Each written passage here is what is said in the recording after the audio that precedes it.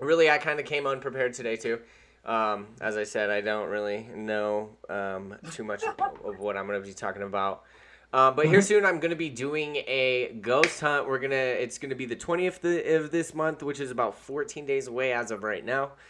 And we've already had like a lot of action. So we were talking about doorways, and I was like, well, hey, I want to open a doorway so I can have communication with the ghosts, and everybody was all down with it. So I guess I'm leaning towards that, but I guess real quick viewer discretion, or I guess listener discretion, because um, like I've studied this and I've dealt with energies before, but if you have not had any prior knowledge, or if you're not well educated on how to deal with energies, it's probably a good idea that you don't. Just a forewarning, so don't try to just like summon a spirit and talk to it and shit. Just a forewarning for listeners. I would not recommend that unless you know what the fuck you're doing. But anyways, I had a question for you guys. If you guys were to open doorways, like if you wanted to have communication, what would you do? What are the steps you would take, or like what would you do in order to tap into communication? Like, what are your steps? Well, go. I can go first if you guys want to go. Yeah, go ahead. Okay. Um, so I practiced runic magic for a long time. Probably I think 26 years now. I've been practicing it, and one of the like there's two different branches of acid true or runic magic. One of them is like when you write and you send runes and you do Galder, which is like trancing. And then the other branch is I I don't. Everyone kind of pronounces it different. I call it scythe, and so the written branch is attributed to Odin, and scythe is attributed to Freya. And scythe is like more ecstatic. You get like into a frenzy. You get into a trance state, and that's how I would open a doorway is by doing scythe and getting into that trance state, because it puts my mind at that, like we were talking about dimensions, a higher dimension where I can comprehend the doorway and be able to manipulate it better. Right. It's almost like a rain dance in a weird way. Like, you know how like ritual dance to kind of get yourself into like a I guess a transmittive like state, you know? That's cool. Yeah. Why would you choose that? Why what makes you choose that? Is just that the most knowledge base you have, or is that just like It's the one that I would feel most comfortable with. Like, there's been a lot of systems that I've come across, that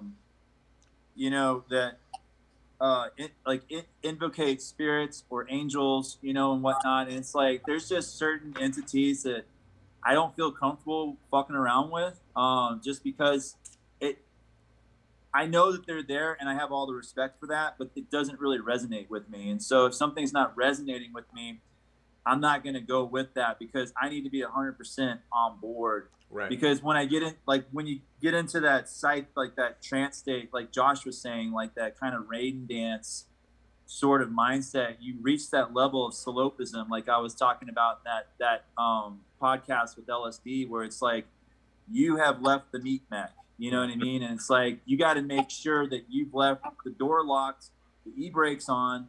No one's going to come in and fuck with your meat mech while you're out and about, astral projecting and shit, Yeah, it's like you're turning yourself into a beacon because and doors open both ways, Right. So, and sometimes you got to draw a ward, to keep other energies out, because, I mean, think about it, like spirits, even malevolent spirits, would love to be able to inhabit a body, like to be corporal. Absolutely. Like to be physical. Fuck, dude.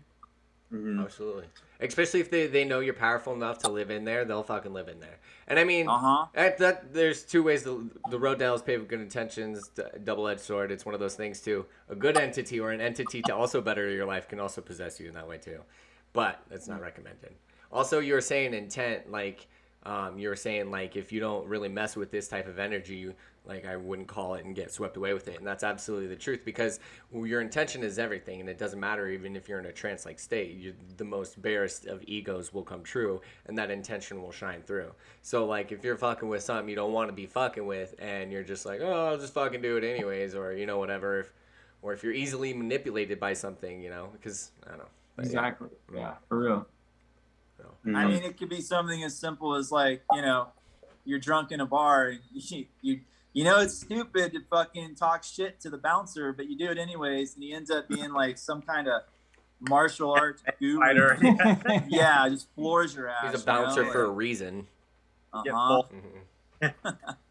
All right, what about you, Yeah. Kyle and or Josh? If you were to go in and try to start opening a communication with the dead, how would you go about it, and why?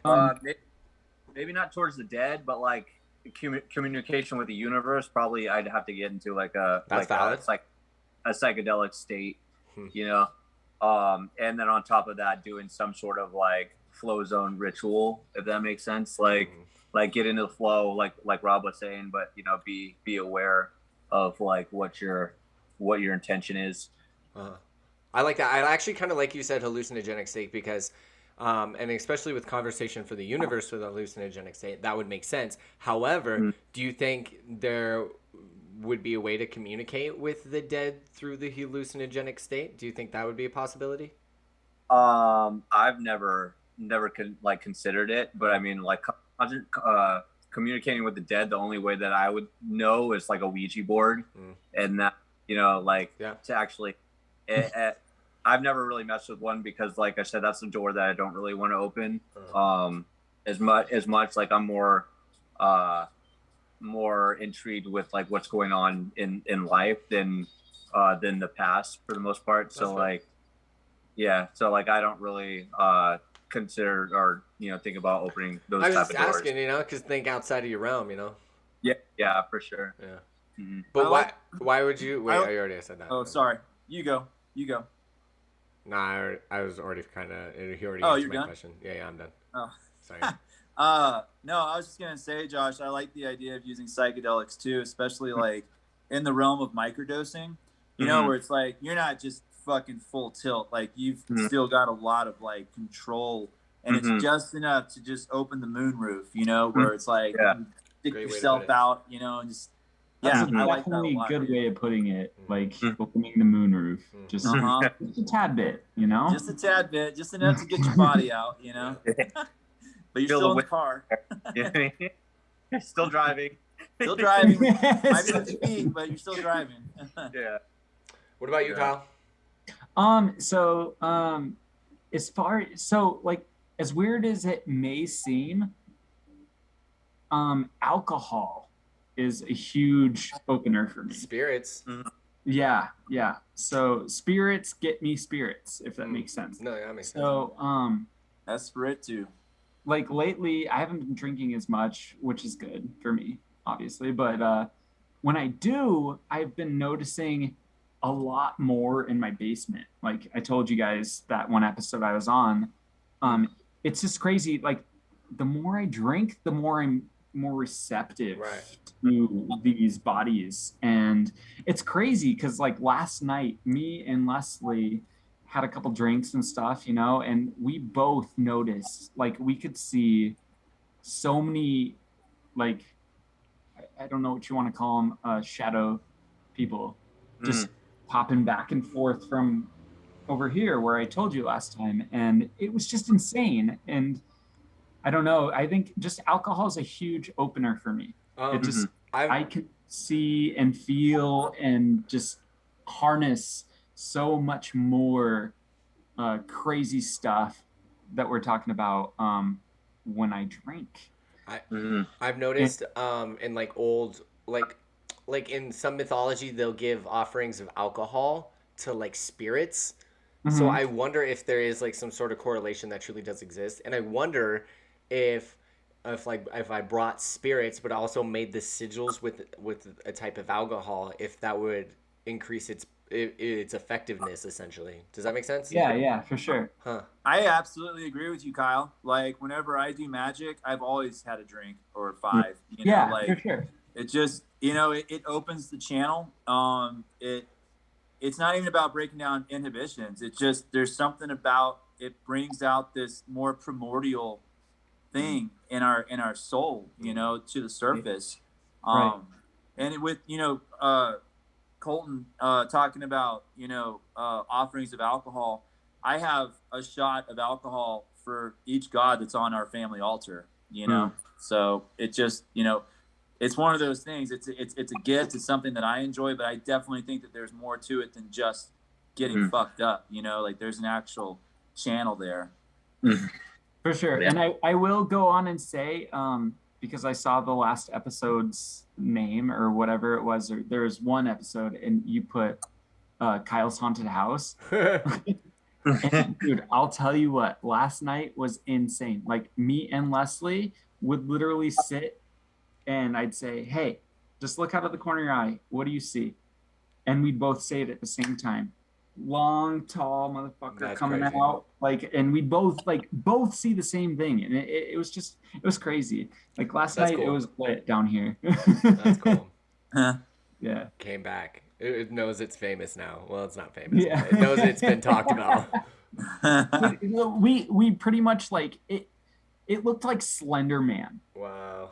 walking through just a doorway. It was nuts. Yeah, but that's creepy. yeah.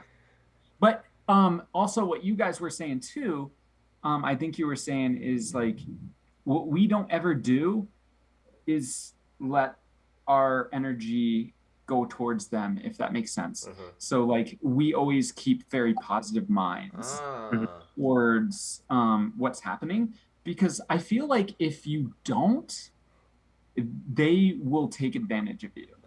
You know, and I've always felt that, like, and it depends on what kind of spirit it is. It depends on what you're dealing with. But like, I've always been one to be like, don't put fear towards them, because they will feed off of it. Right. And like I said, it depends. Absolutely. No, that's a great thing, because you're right.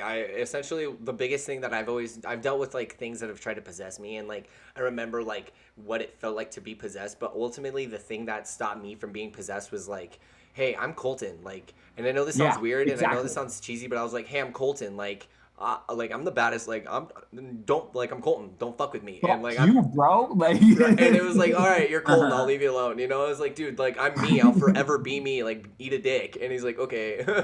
You know. Yeah, you guys you just like, I feel like people get too scared, and that's when they get engulfed Absolutely. by that. You definitely have And to have more belief in yourself than you do in it, almost, or more fear in yourself than you have to do in it.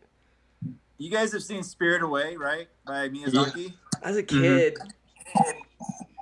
Which one? Who said yeah? Yeah, I did like I said, a long time ago. yeah. Like, Okay, so you know, I can't remember any of the characters' names, but there's that one spirit that's in the hotel, and he's always like, he can't get his words out. You know what I'm talking about? I think so. He had like the mask on, and all the fucking ooze is coming off of him and shit. I right. think And so. like, yeah. and like when people would feed into his sadness, like his ooze would just get fucking bigger and bigger. Yeah. Yeah, that's just kind of what that reminded me of. Yeah. Yep. Word. Word. Well, I was just gonna say, I think for this hunt, I think I'm gonna do some Ouija boards. I'm gonna get a black scrying mirror, but first we're gonna go through Sage the motherfucker. And usually when I do a thing, I also put myself in a trance. So I do a lot of digits and a lot of like tutting and stuff like that. And I really get into it. I know it's like probably getting into trance is like the biggest form of magic that I do. So that'll probably how I open the door. And I do that just because I've always done it that way. So that's how I open the door, is probably through interpretive dance.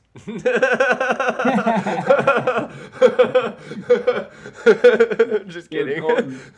All right, let's game.